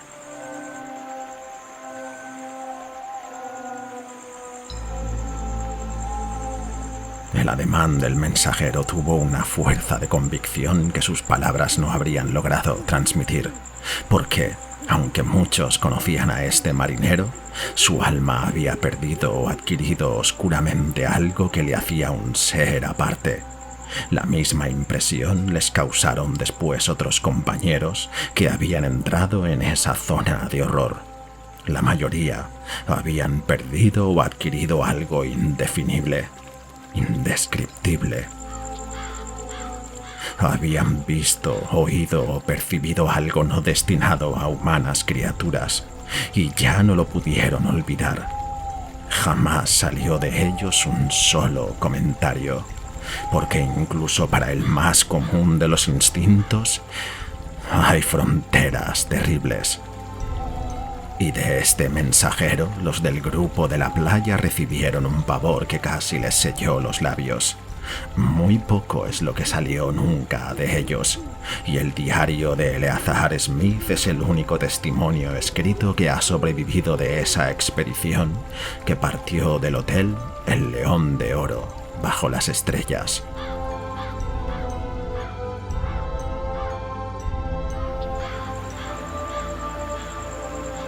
Charles Ward, sin embargo, descubrió cierta información tangencial en unas cartas de Fenner que encontró en New London, donde sabía que había vivido otra rama de la familia. Al parecer, los Fenner, desde cuya casa podía divisarse la granja destruida, habían visto retirarse las columnas de asaltantes y habían oído con claridad los ladridos furiosos de los perros de Curwen, después de la primera explosión que marcó el inicio del ataque. A esta primera explosión había seguido una repetición del gran haz de luz del edificio de piedra, al que un momento más tarde, tras sonar una segunda señal que ordenaba el ataque general, había sucedido un apagado repiqueteo de mosquetería acompañado de un grito horrible, como un rugido, que Luke Fenner, autor de la carta, transcribió como: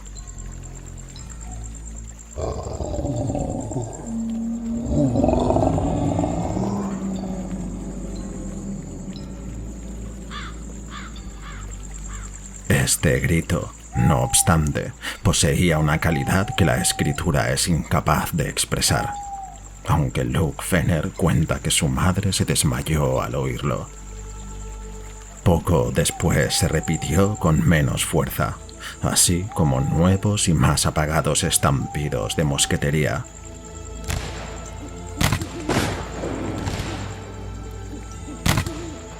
Y una sonora explosión de pólvora procedente del río.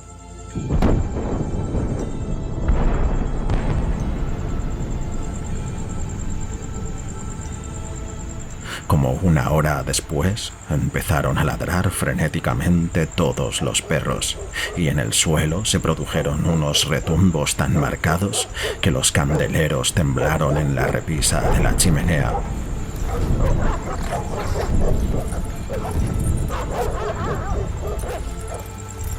Se notó un fuerte olor a azufre, y el padre de Luke Fenner declaró que oyó la tercera señal de silbato, de petición de socorro, aunque los demás no la oyeron.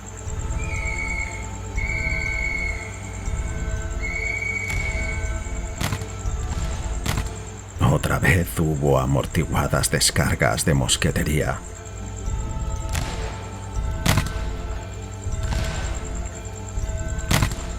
Seguidas de un grito horrible menos penetrante, pero sí más horribles que los anteriores.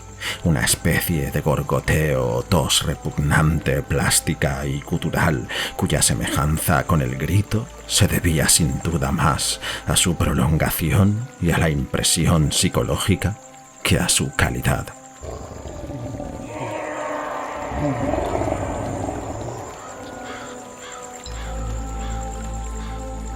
Entonces, en la dirección en que debía de estar la granja de Curwen, irrumpió a la vista un ser ardiendo, en medio de gritos desgarradores y aterrados. Fulguraron y repiquetearon los mosquetes, y el ser envuelto en llamas cayó al suelo. Apareció otro ser ardiendo, y se discernieron claramente una serie de alaridos humanos.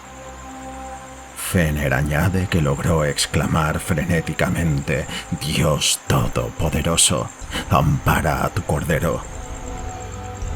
Sonaron más disparos, y cayó el segundo ser llameante.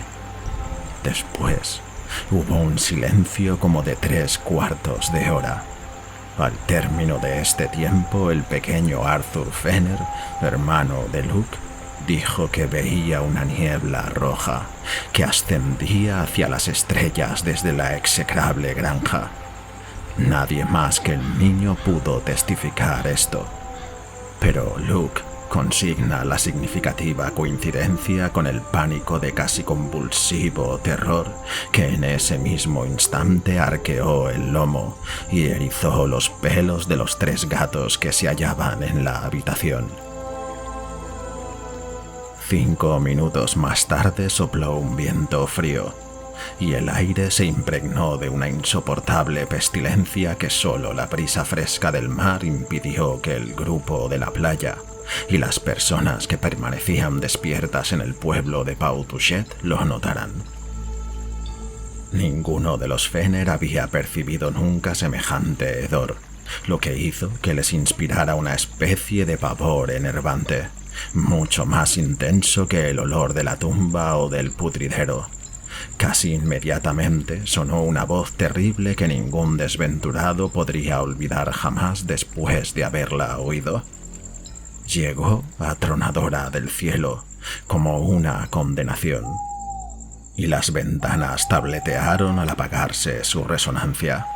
Fue profunda y musical, poderosa como un órgano de bronce, pero maligna como los libros prohibidos de los árabes. Nadie supo qué decía, porque habló en una lengua desconocida, pero esto es lo que Luke Fener consignó para transcribir sus demoníacas modulaciones. Desmes, Yeshet Bon, 12C, Tuvemo, Enitemos.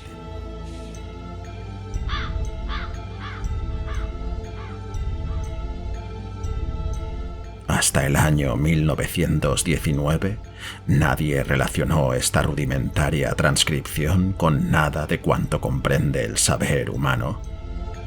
Pero Charles Ward palideció al reconocer lo que Mirandola denunció en su tiempo como el más tremendo conjuro de la magia negra.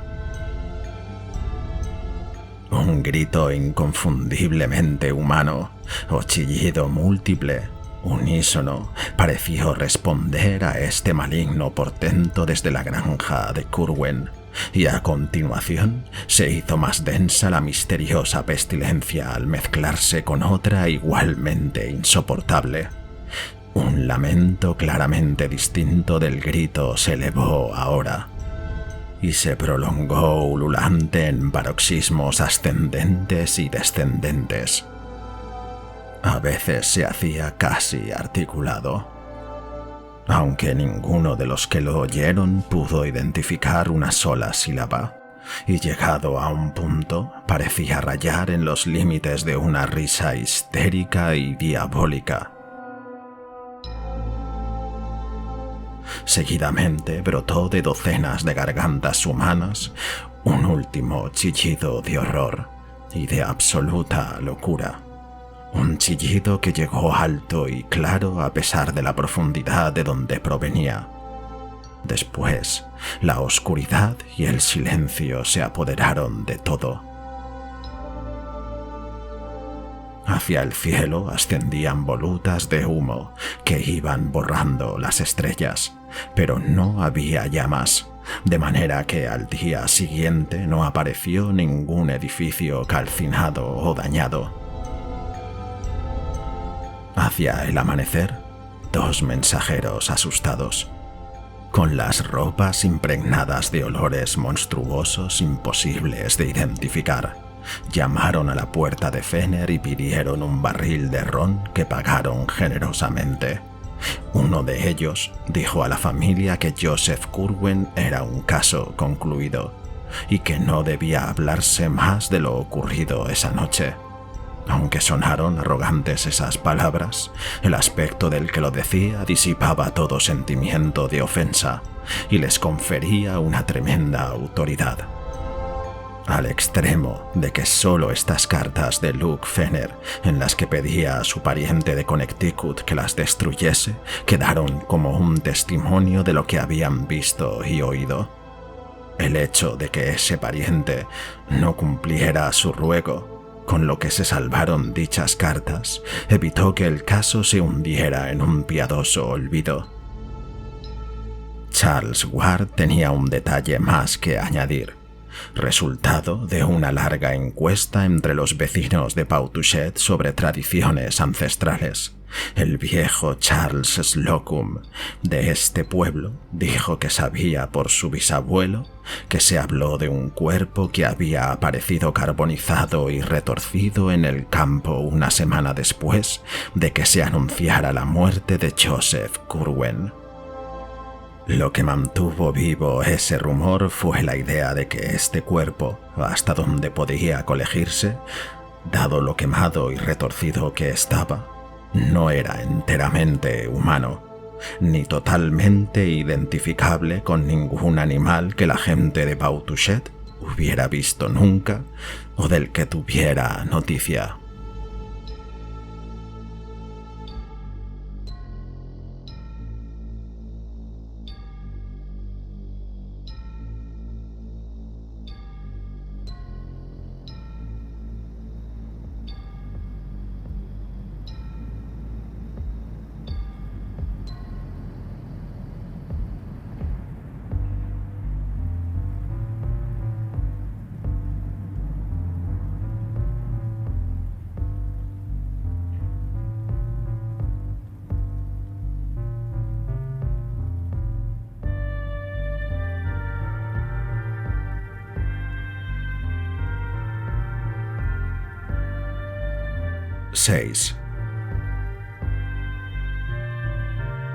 Jamás se pudo inducir a ninguno de los que intervinieron en ese terrible asalto a que contase nada sobre dicha acción, de manera que los vagos y fragmentarios testimonios que subsisten proceden de personas que no tomaron parte en esa limpieza.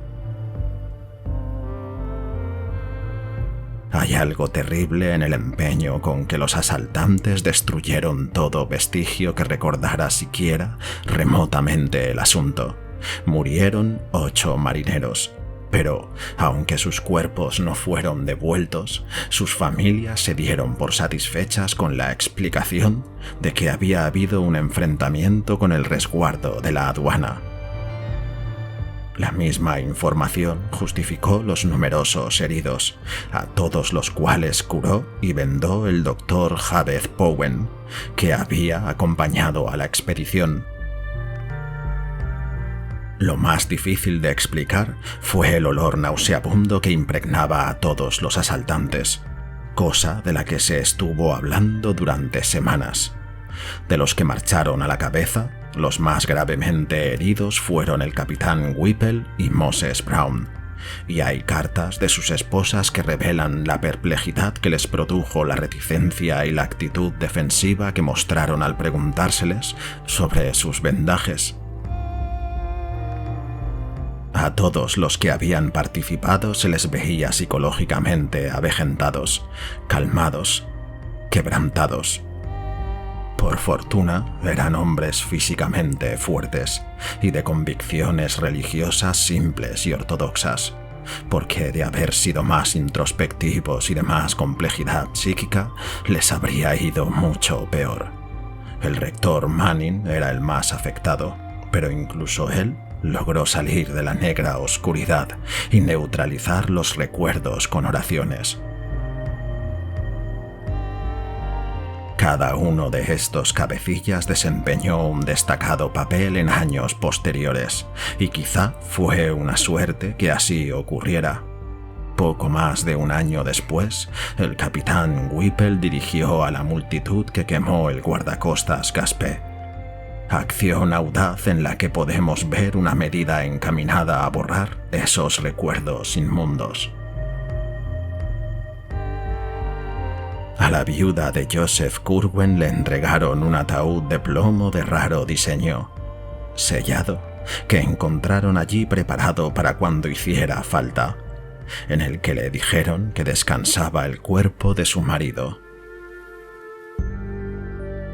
Le explicaron que había muerto en un combate con el resguardo de la aduana del que no era prudente dar detalles. Nadie añadió nunca una palabra más sobre el fin de Joseph Curwen, y Charles Ward solo pudo contar con una pista para construir una teoría. En realidad consistía en un delgadísimo hilo, el subrayado de un párrafo de la carta confiscada de Jedediah Horn a Curwen, parte de la cual había sido copiada por Erzá Whedon. Esta copia fue hallada en poder de los descendientes de Smith, y no sabemos si Whedon se la dio a su compañero, cuando acabó todo, como una clave muda de anormalidad ocurrida o, lo que es más probable, Smith la tuvo antes y subrayó lo que había conseguido sacarle a su amigo con hábiles preguntas y astutas suposiciones. El párrafo subrayado es el siguiente.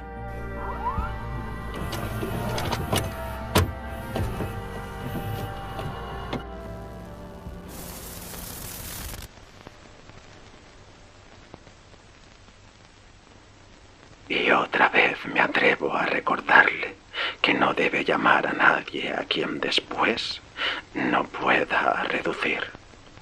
O sea, que pueda volverse contra vuestra merced, de manera que no le puedan valer sus más eficaces instrumentos.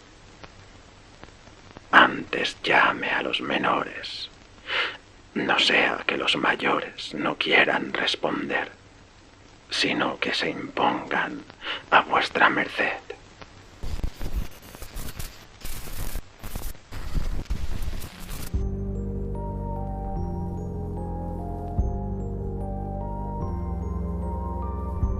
Bien puede ser, a la luz de este pasaje, que Charles Ward se preguntara a qué extraviados e inconcebibles aliados podía tratar de llamar un hombre acorralado y en la más angustiosa extremidad, si es que efectivamente fue un ciudadano de Providence quien mató a Joseph Curwen.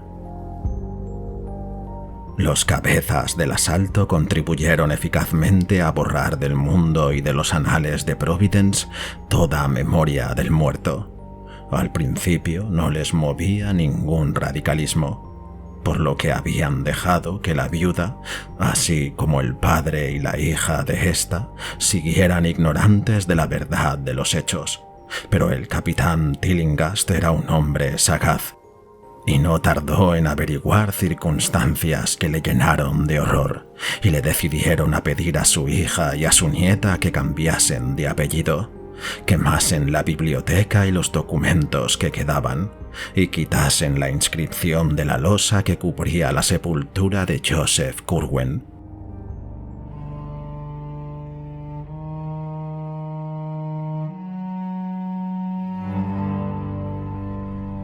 Conocía bien al capitán Whipple y probablemente supo de este rudo marinero más detalles sobre el fin del abominable hechicero que de nadie. Desde ese momento, la campaña de eliminación de todo vestigio de Curwen se hizo sistemática y finalmente, por común acuerdo, la extendieron incluso a los registros de la ciudad y a los archivos de la Gazette. Solo podía compararse en espíritu al silencio con que se envolvió el nombre de Oscar Wilde durante una década tras la difamación de que fue objeto. Y en alcance, al sino de aquel pecador que fue el rey de Runazar del cuento de Lord Dunsany, cuando los dioses decidieron que dejara no solo de existir, sino también de haber existido.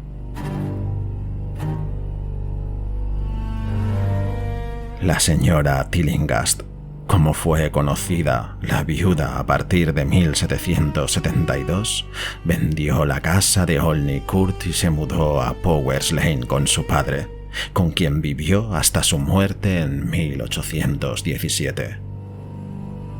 La granja de Pau-Touchet, evitada por todo ser viviente, se fue desmoronando con el paso de los años y deteriorándose con increíble rapidez. Hacia 1780 solo quedaba en pie la obra de piedra y ladrillo, y hacia 1800 incluso ésta se había convertido en un montón de escombros.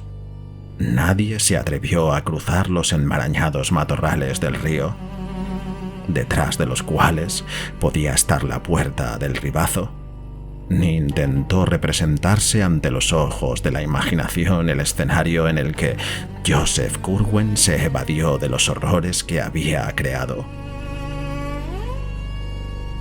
Solo los que andaban con la oreja tiesa oían murmurar de vez en cuando, para sus adentros, al viejo y robusto capitán Whipple. La peste se lleve a ese. No sé qué motivos tenía para reírse mientras gritaba. Parecía como si el muy condenado tuviera un as en la manga. Con gusto le quemaría la casa.